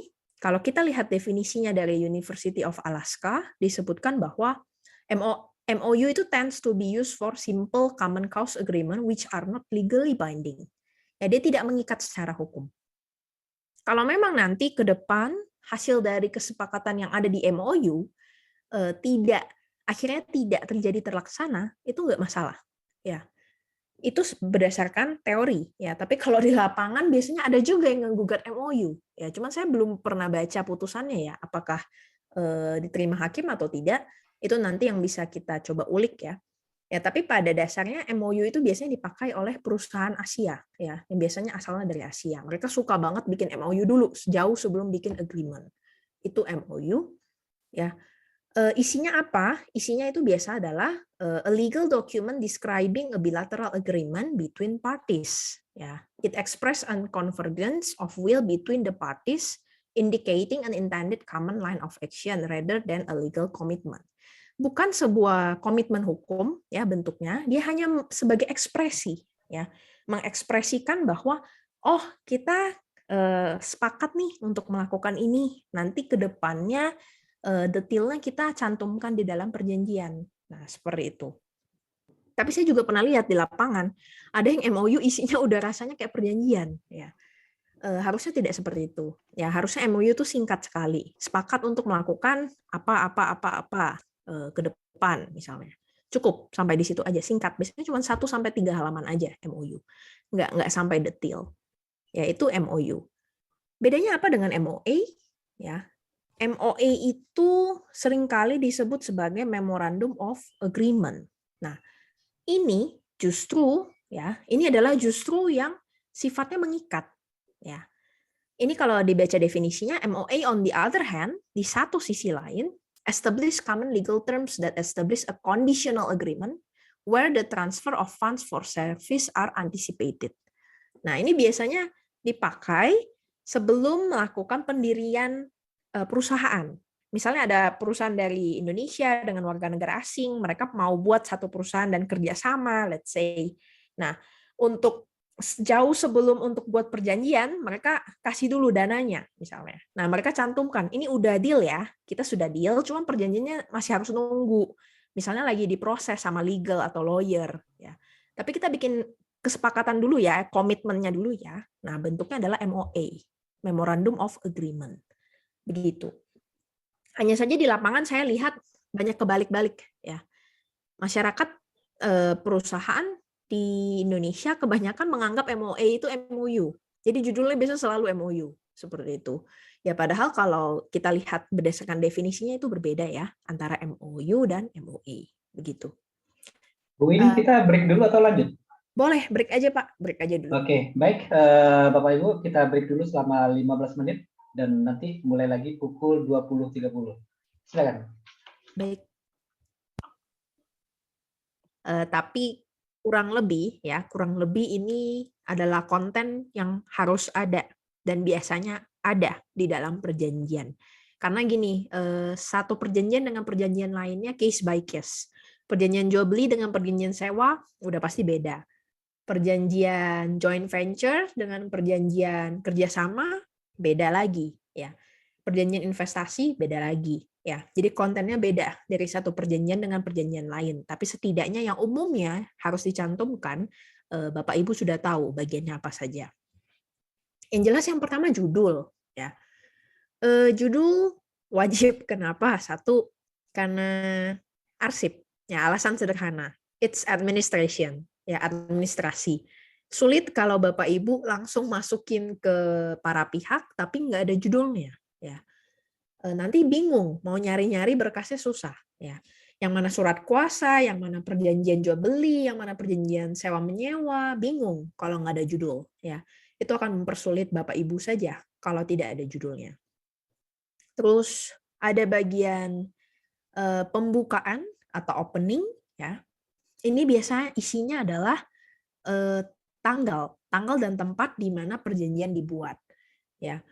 Misalnya contoh, perjanjian distributor yang selanjutnya disebut sebagai perjanjian dibuat pada hari Selasa, tanggal 3 bulan April tahun 2018 di Jakarta. Antara siapa, ya. Ini format yang pada umumnya kita buat di kantor. Kenapa tanggalnya harus sampai sedetil itu? Ada angka dan ada tulisan. Karena kadang-kadang bisa diedit, ya. Angka 0 mau diubah jadi angka 8 atau angka 3, ya. Angka 3 aja deh. Angka 3 kalau mau dibuat jadi angka 8 ya tinggal ditambahin 3 terbalik aja gitu, ya. Jadi jangan sampai diakal-akalin dengan pihak yang tidak beritikat baik misalnya. Jadi lebih bagus ada angkanya dan ada abjadnya juga, ya. Itu yang biasanya kita pakai formatnya kalau di kantor. Terus yang selanjutnya adalah komparisi. Komparisi itu isinya adalah identitas para pihak, ya. Misalnya antara perseroan terbatas Asikin Indonesia dengan Palm Oil Limited Company of Australia. Ya, sebutkan alamatnya, bidangnya apa, misalnya, terus disebut sebagai pemasok. Ini tidak terlalu lengkap. Kami biasanya masih punya yang lebih lengkap, ya. Mungkin saya bisa tunjukkan. Karena biasanya kita juga sebutkan pihaknya siapa yang hadir, ya, yang hadir untuk melakukan perjanjian. Saya ambil contoh yang ini aja deh. Nah, ini. Ini salah satu perjanjian kerja yang kita buat di kantor, ya. Itu disebutkan langsung nama, jabatan, alamat, ya. Dalam hal ini bertindak untuk atas nama apa, perusahaannya, disebut sebagai pihak pertama, terus siapa pihak keduanya. Nah, seperti ini. Ini akan lebih rapi, ya, lebih rapi dan lebih jelas. Bertindak sebagai siapa, direktur misalnya. Nah, yang seperti itu lebih bagus daripada hanya mencantumkan nama perusahaannya aja, ya. Itu tadi. Oh, tadi perjanjiannya kelihatan nggak ya, Pak? Yang pertama saya sebutkan. Kelihatan, Bu. Oh, kelihatan ya? Oke, ya. Itu tadi ya, contohnya lebih bagus komparisinya seperti itu. Kalau ini terlalu singkat menurut saya. Oke. Terus nanti disebutkan juga keduanya bersama-sama disebut sebagai para pihak dalam perjanjian distributor ini, ya. Harus disebutkan para pihak. Kenapa? Karena biasanya di bagian bawah Bapak Ibu bikin pasal-pasal kalau mau sebutkan para pihak, mau sebutkan pihak pertama dan pihak kedua kan panjang ya tulisannya. Mending langsung para pihak. Tapi para pihaknya sudah harus didefinisikan di atas. Jadi harus dicantumkan keduanya bersama-sama disebut sebagai para pihak dalam perjanjian ini. Oke. Terus yang selanjutnya isinya harus ada kesepakatan para pihak atau resital, ya. Kenapa resital penting? Karena itu adalah jadi latar belakang kenapa para pihak mau bikin perjanjian, ya. Contoh, bahwa tujuan utama dari pemasok adalah memperluas distribusi penjualan produknya. Dan tujuan utama dari distributor adalah menjadi distributor pertama dan satu-satunya di kelapa sawit di Brisbane, Australia. bahwa distributor bermaksud untuk membeli kelapa sawit dari pemasok, bahwa berdasarkan kesepakatan para pihak, dalam hal ini para pihak sepakat melakukan perjanjian dengan persyaratan sebagai berikut. Ya. Jadi ada background, ya. Ada background dan di sini biasanya menunjukkan karakter perjanjian. Kenapa saya bilang ada karakter? Karena di bagian resital pertama itu disebutkan bahwa distributor ingin menjadi distributor pertama dan satu-satunya kelapa sawit di Brisbane, Australia. Artinya apa? Artinya nanti pasal yang harus Bapak Ibu cantumkan itu harus menunjukkan eksklusivitas dari distributor atau pihak kedua. Ya, jadi kita hanya menunjuk pihak kedua sebagai distributor tunggal. Ya, ini sudah terlihat latar belakangnya. Saya cuma mau sendiri aja di Brisbane. Saya nggak mau ada kompetitor yang lain. Ya, jadi sudah dicantumkan ya latar belakangnya. Itu untuk resital. Pasal 1. Nah, pasal 1 tidak semua perjanjian startnya dari lingkup kerjasama. Tidak semuanya start dari ruang lingkup perjanjian. Ada yang start dari ketentuan umum, isinya definisi, tapi kalau perjanjiannya tidak terlalu ribet dan tidak banyak yang perlu didefinisikan, maka tidak perlu ketentuan umum. Tapi kalau kita di kantor, kebanyakan mungkin kontraknya yang sangat to the point ya. Jadi kita biasanya langsung lingkup kerjasama atau ruang lingkup perjanjian. Ya. Apa sih lingkup dari perjanjiannya? Di perjanjian ini, ya pemasok menunjuk distributor, dan distributor menerima penunjukan tersebut, serta setuju untuk bertindak sebagai distributor eksklusif. Nah, itu tadi yang saya sebutkan. Ya. Produk pemasok dari kelapa sawit di dalam wilayah geografis Brisbane, Australia, berdasarkan surat penunjukan nomor berapa tertanggal berapa. Yaitu harus ada. Ya, kalau eksklusif, biasanya perjanjian eksklusif itu harus ada surat penunjukan. Ya. Sebagai bukti bahwa memang benar pihak kedua ini ditunjuk satu-satunya oleh pihak pertama untuk sebagai jadi distributor ya di salah satu wilayah. Itu harus ada surat penunjukan. Jadi nanti perjanjian dengan surat penunjukannya itu satu kesatuan ya, dijadikan lampiran. Terus yang ayat keduanya, distributor akan menjadi satu-satunya penerima produk dari pemasok di dalam wilayah geografis Brisbane, Australia ya. Itu eksklusivitasnya, ruang lingkupnya. Pembayaran dan pengiriman, ya, pembelian dilakukan distributor kepada pemasok harus dibayar dengan mata uang dolar Australia kepada pemasok dan harus dilakukan melalui transfer antar bank yang telah disepakati para pihak dengan sistem LOC atau Letter of Credit. Nah, ini biasanya sistem untuk penjualan ekspor-impor ya, biasanya pakai Letter of Credit di bank. Itu artinya ada kerjasama antara bank di negara Australia dengan di Indonesia, mereka nanti tektokan untuk transfer uangnya dan terima uangnya itu berdasarkan dokumen.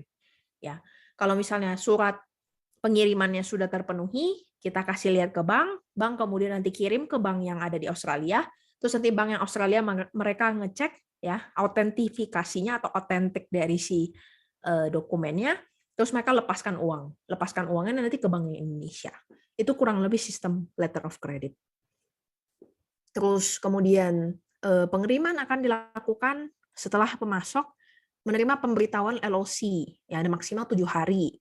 Kemudian ada pengiriman sistemnya itu FOB, ya itu sistem pengiriman itu banyak.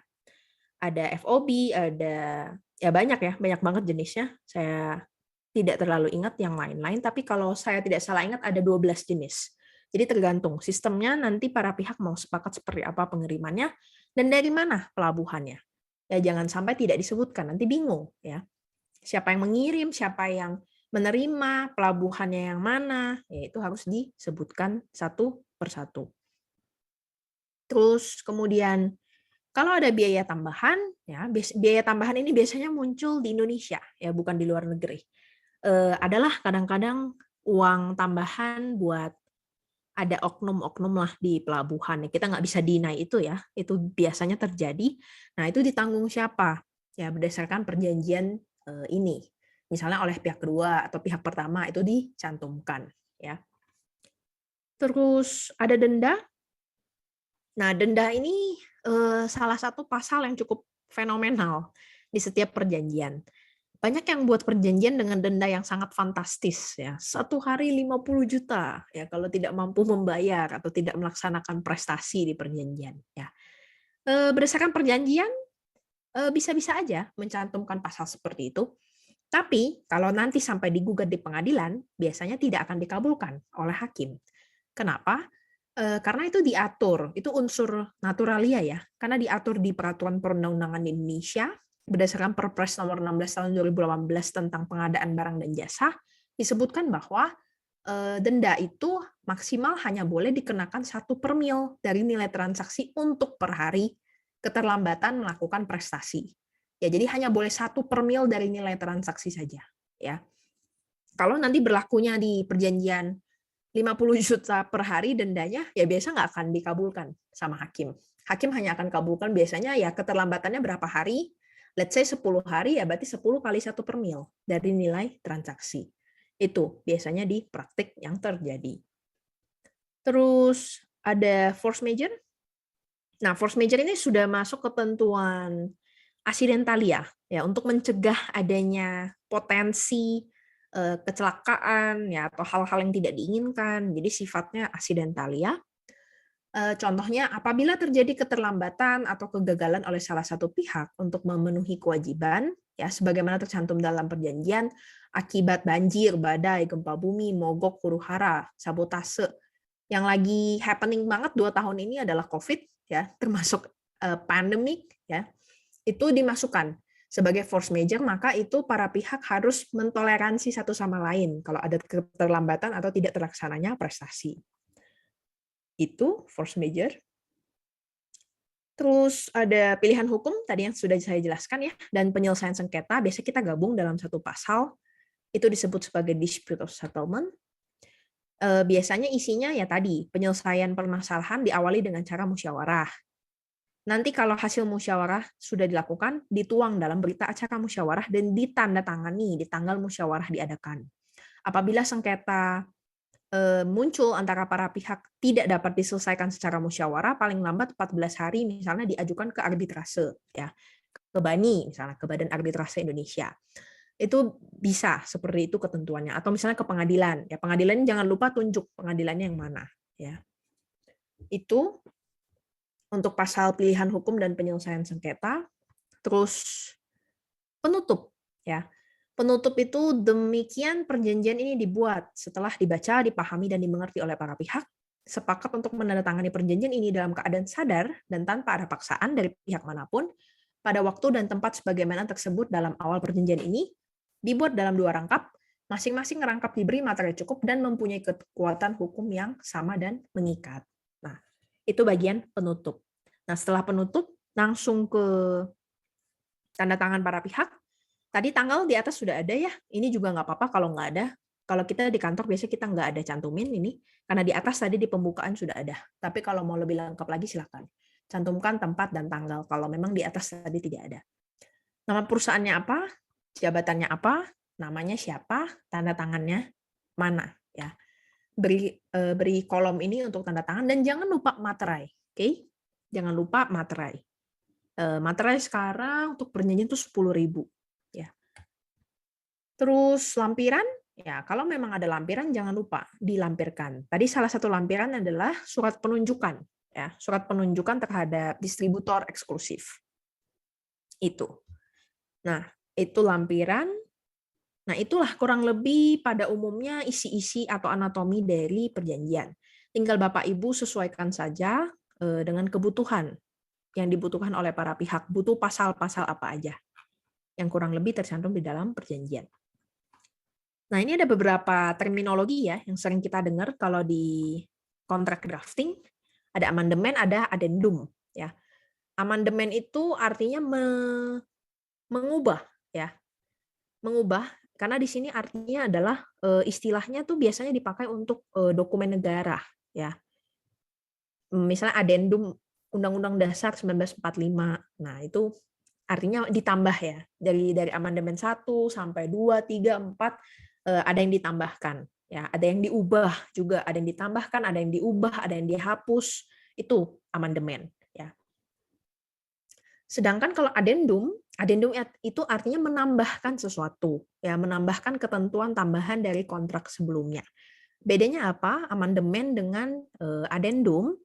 perbedaan tegasnya itu amandemen itu terpisah dari dokumen kontrak lama, seperti bikin baru, ya.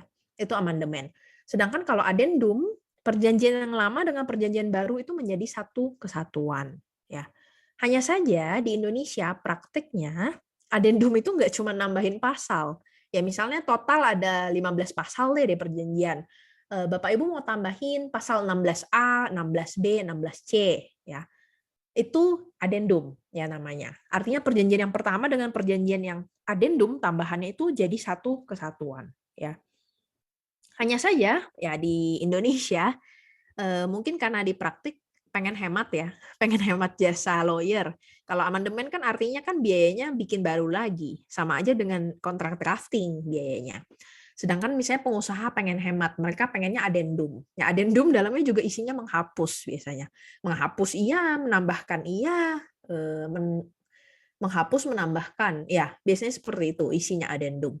Tapi dia melekat dengan perjanjian yang sebelumnya. Itu yang biasanya terjadi di praktik. Padahal sebenarnya ya itu tadi definisi tegasnya adalah amandemen bikin baru, ya adendum adalah dia menambahkan saja. Dia nggak masuk untuk menghapus. Itu perbedaannya. Lalu, ini saya rasa saya akan skip saja. Nanti Bapak Ibu bisa baca sendiri ya tentang apa semacam bagaimana cara membaca peraturan perundang-undangannya dari atas sampai ke bawah. Kalau misalnya kita mau legal review sebelum bikin peraturan perundang-undangan. Intinya nanti bacanya dari atas, Undang-Undang 1945, TAP MPR, Undang-Undang atau Perpu, terus peraturan pemerintah, peraturan presiden, perda provinsi, perda kabupaten atau kota. Ya, tapi kalau biasanya kerjanya di kantor hukum, kebanyakan peraturan menteri, ya karena satu usaha dengan usaha lain bidangnya kan beda-beda. Jadi biasanya sudah sampai seteknis itu ke permen, ya. Itu bahasa, ini juga sering ditanya. Kalau handle perusahaan asing, bahasanya apa yang harus dipakai? Bahasa Inggris atau Indonesia? Jawabannya wajib harus ada Indonesia, ya. Itu diatur dalam Perpres 63 tahun 2019 tentang penggunaan bahasa Indonesia. Apapun yang terjadi, perjanjiannya kalau dealing dengan warga negara Indonesia atau pemerintah Indonesia harus ada versi Indonesianya, dan itu wajib. Kalau tidak mencantumkan bahasa dalam perjanjian, maka dia batal demi hukum karena melanggar tadi kausa yang halal, ya tidak sesuai dengan peraturan perundang-undangan yaitu Perpres nomor 63 tahun 2019. Itu untuk bahasa. Ini catatan pengecualian perjanjian yang perlu kemampuan dan kewenangan khusus. Jadi nggak bisa kita buat, ya. Perjanjian transaksi tanah ya jual beli hibah itu harus PPAT. Jual beli mesin harus notaris, fidusia, gadai, notaris ya. Terus perjanjian internasional antar negara bentuknya traktat, konvensi ya. Itu pemerintah eksekutif yang buat. Perjanjian lelang kita juga nggak bisa buat, harus pejabat lelang atau notaris yang ditunjuk oleh Balai Lelang atau KPKNL ya. Itu mereka ada notaris lelang.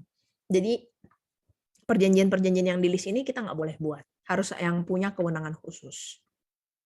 Terus ini one prestasi, saya rasa ini nanti Bapak Ibu baca aja ya. Ini ada di pasal 1243 KUH Perdata atau BW. Intinya kalau misalnya seseorang melakukan one prestasi, apa yang dia tidak lakukan, ya. Apabila satu sama sekali tidak memenuhi kewajiban dalam perjanjian, dua terlambat, ya, atau tiga memenuhi perjanjian tapi tidak seperti apa yang diperjanjikan, atau empat melakukan sesuatu yang dilarang di perjanjian. Salah satu saja kalau kasih. Dan jangan lupa harus ada landasannya, yaitu perjanjian tertulis. Itu. Ya, itu saja kurang lebih materi untuk hari ini. Sama satu mungkin saya kasih lihat sedikit. Saya sudah kasih ya ke Pak Hafiz ya. Contoh perjanjian yang di PDF, Pak. Tadi udah ya, sama PPT. Iya, sudah di-share di WA. Iya, oke. Ya, singkat aja ya, singkat aja. Ini salah satu perjanjian yang menurut saya bagus banget. Bukan karena dia dua bahasa ya, tapi karena menurut saya orang yang buat sangat teliti, ya, sangat teliti.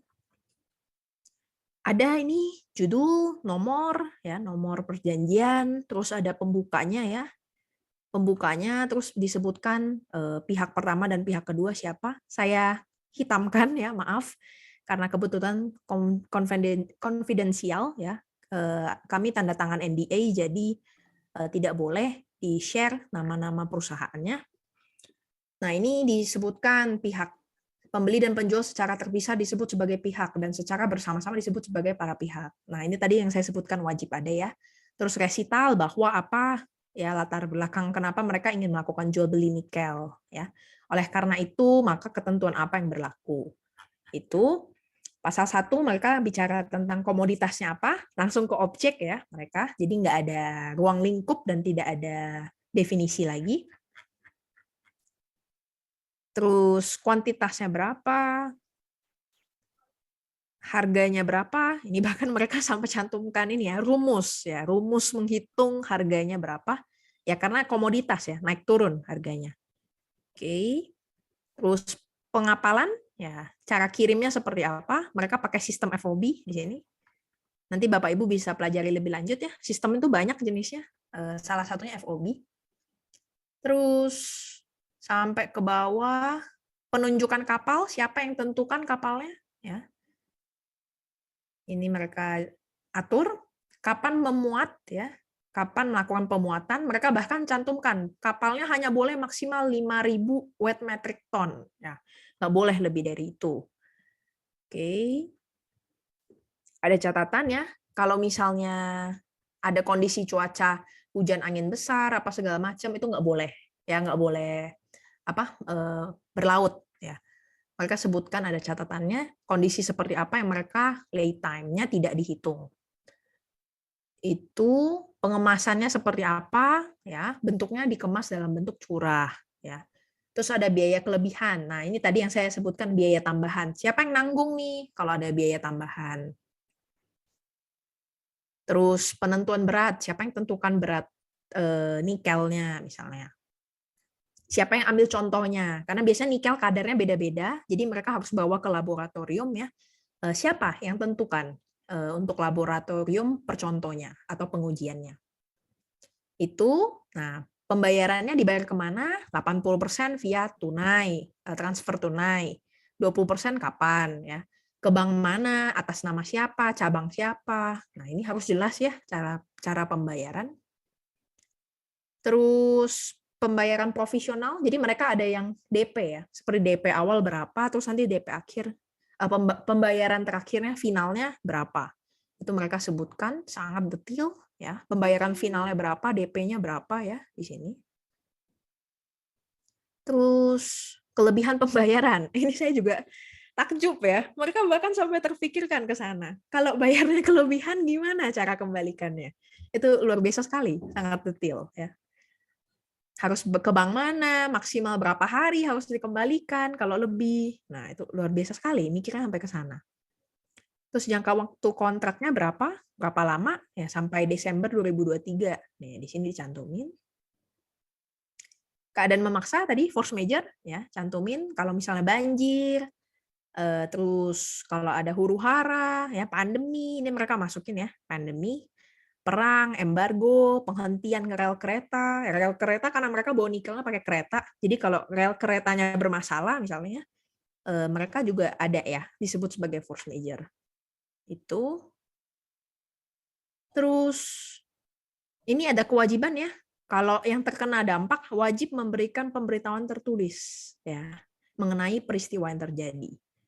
Tidak lebih dari 7 hari. Ya, jadi harus kabarin dong kalau kena banjir atau nggak bisa berlayar misalnya. Itu harus sebutin. Ya. Nah, ini penyelesaian perselisihan, hukum yang berlaku. Ini mereka tunduknya itu di hukum Indonesia. Kalau ada masalah mereka ke BANI. Ya. Ini ke BANI, ke Badan Arbitrase Nasional Indonesia. Itu pengalihan, ya tidak boleh mengalihkan. Misalnya penjual pembeli, ada penjual sama pembeli ya. Penjual nikel, pembeli nikel. Pembeli nikel kalau nggak mampu bayar, mereka nggak boleh alihin ke perusahaan lain. Ya, ada larangan. Jadi mereka sudah pikir sampai ke sana ya, nggak boleh dialihin. Pengesampingan hak, ya. Tidak ada suatu perubahan, variasi, penambahan, atau penggantian atas atau untuk kontrak ini akan berlaku atau berdampak, kecuali perubahan, variasi, penambahan, atau penggantian tersebut dibuat secara tertulis dan telah ditandatangani oleh atau atas nama masing-masing pihak. Ya, setiap pengesampingan hak harus dibuat secara tertulis dan ditandatangani oleh atau atas nama pihak yang mengesampingkan haknya. Nah, ini bisa jadi masukan untuk Pak Ibnu ya tadi ya. cantumkan pasal seperti ini. Kalau memang nggak mau pihak yang sana atau pihak lainnya itu seenaknya, ya, seenaknya ganti, seenaknya bikin perubahan, variasi, ya, ini boleh cantumin. Ya, tidak ada perubahan dan pengesampingan hak. Ini bisa. Jadi di perusahaan ini mereka sangat strict, ya. Tidak ada perubahan dan pengesampingan hak selama mereka transaksi kecuali memang disepakati oleh kedua pihak, ya. Jadi harus dealing bareng. Mungkin udah pengalaman, ya, sering di PHP, ya, atau diganti-ganti misalnya perjanjiannya, misalnya, mungkin, ya. Terus ada lain-lain, ya, tidak ada suatu pihak pun yang bertanggung jawab terhadap pihak lainnya untuk dan tidak ada ketentuan akan ditafsirkan untuk menyatakan secara tidak langsung, khusus atau sebagai akibat, termasuk namun tidak terbatas pada kehilangan keuntungan, akan tetapi timbul karena kelalaian atau sebaliknya dari atau sehubungan dengan pelaksanaan atau tidak dilaksanakannya kontrak ini, ya. Saya jual nikel, Anda beli ternyata harga nikel tiba-tiba turun di negara Anda. Salah saya? Bukan salah saya. Ya, jadi pasal ini fungsinya untuk melindungi penjual, ya. Simpelnya adalah untuk melindungi penjual, bukan salah saya. Apapun yang terjadi kalau Anda mengalami kerugian dengan hasil jual beli ini, baik terhadap perubahan harga atau misalnya ada tiba-tiba nikel jatuh ya harganya di sana, ya saya nggak peduli. Pokoknya jual beli ini ya kita laksanakan. Ya jangan menyalahkan satu sama lain. Ya ini dia masuk ke dalam pasal lain-lain, ya. Nah, nanti ya detailnya Bapak Ibu bisa baca ya.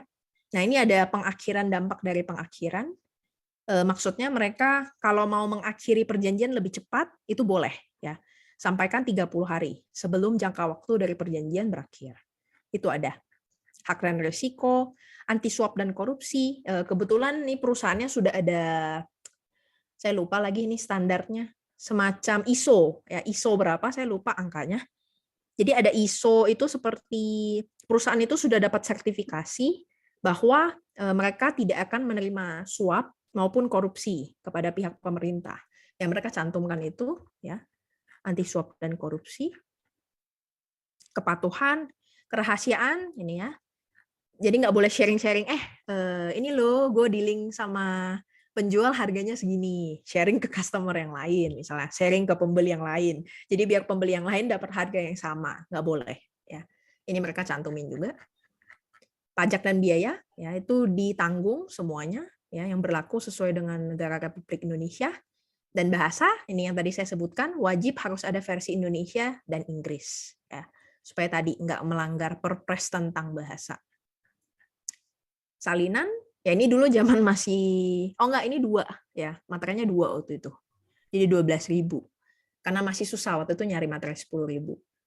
Nah, ini masuk ke salinan, kontrak dapat ditandatangani dalam beberapa salinan yang jika digabungkan semuanya merupakan satu instrumen yang sama. Ya, jadi ada 2 ya. Ada 2, jadi tapi mereka anggap sama, dua-duanya asli. Terus closing ya, demikian dengan ini ditegaskan para pihak telah menandatangani kontrak ini melalui wakil mereka masing-masing yang berwenang pada tanggal sebagaimana tersebut di atas. Nah, siapa penjual, siapa pembelinya, kedudukannya apa? Ya, presiden, director, kuasa direksi, gitu. Nah, kurang lebih seperti itu ya. Nanti Bapak Ibu bisa review sendiri perjanjiannya, lumayan cukup panjang soalnya. Tapi itu tadi ketentuan-ketentuan pokoknya itu semua ada ya di sini. Itu saja materi saya, Pak Hafiz. Sekian, barangkali Baik. bisa ada yang mau tanya. Ya, silakan Bapak Ibu kalau ada yang ingin ditanyakan sebelum kita akhiri sesi hari ini. Oh ya, ini ada dari Mbak Anissa. Boleh. Apakah kesalahan identitas para pihak dalam suatu perjanjian membatalkan suatu perjanjian? Kesalahan identitas, maksudnya apa dulu nih? Salah di bagian mana? Orangnya yang salah, tidak memiliki kedudukan yang berhak, atau memang dia tidak cakap dan lain sebagainya? Yang dimaksud identitas di sini apa? Mungkin open mic saja Mbak Anissa. Boleh, mau dijelaskan langsung? Karena case by case ya. Kalau berdasarkan pengalaman di kantor, kita pernah dapat perjanjian yang harusnya bukan VP manager yang tanda tangan. Ya, alhasil apa ya kita batalkan. Ya karena kewenangannya bukan dari VP manager, harusnya dari director misalnya. Harusnya director yang tanda tangan. Ya kita Ini lakukan. yang saya bilang tadi legal standing itu, Bu. Oh, legal standing, oke. Ya. Ini berarti berkaitan dengan posisi ya, Pak? Berkaitan dengan legal standingnya yang membuat perjanjian itu kan? Betul, oke.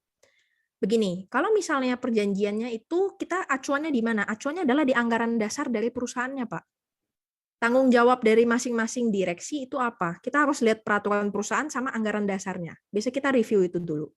Jadi anggaran dasar itu kan pada saat mereka mendirikan perusahaan, itu kemarin sudah dijelaskan Pak William ya, ada akta pendirian. Bagian dari akta pendirian itu salah satunya adalah anggaran dasar. Apa isi anggaran dasar? Isinya adalah hak dan kewajiban dari direksi, komisaris, itu apa? Ya kita lihat, apakah ada kewenangan dari direksi atau komisaris untuk melakukan transaksi berdasarkan perjanjian. Kalau memang harus komisaris yang tanda tangan, dia yang punya hak dan kewajiban, maka komisaris yang harus tanda tangan. Kalau ternyata itu direksi, ya itu direksi yang tanda tangan. Lebih lanjut lagi, kita lihat detailnya di peraturan perusahaannya. Ya, boleh nggak VP Manager misalnya tanda tangan transaksi investasi? Nggak boleh. Ya. Ternyata di peraturan perusahaannya nggak boleh, bukan VP Manager, harusnya direktur. Ya. Maka yang tanda tangan harus direktur. Ya otomatis ketika ternyata perjanjiannya ditandatangani oleh VP Manager, ya batal demi hukum, karena dia tidak punya kewenangan itu. Gitu. Singkatnya seperti itu. Pak. Berarti batal demi hukum ya, bukan Batal dapat demi dibatalkan. hukum. Iya. Karena ya itu tadi tidak sesuai dengan ketentuan peraturan perundang-undangan. Salah satunya apa? Ketentuannya ya peraturan perusahaannya dan anggaran dasar dari pendirian perusahaan. Begitu. Ada lagi barangkali? Ini menjawab nggak ya ke Mbak Anissa? Punten. Sesuai atau sama mungkin ya pertanyaannya? Atau berbeda? Barangkali berbeda, saya punya persepsi yang berbeda gitu. Oh, sudah ya. Oke, sama. Oke. Bagus pertanyaannya. Oke, ada lagi barangkali?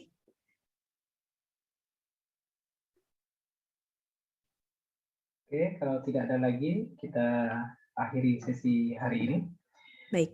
Baik. Boleh tambahan sedikit, Pak? Sorry, Iya, saya tambahkan sedikit. Tadi bukan hanya tentang kausa yang halal yang dilanggar, tapi cakap hukumnya juga.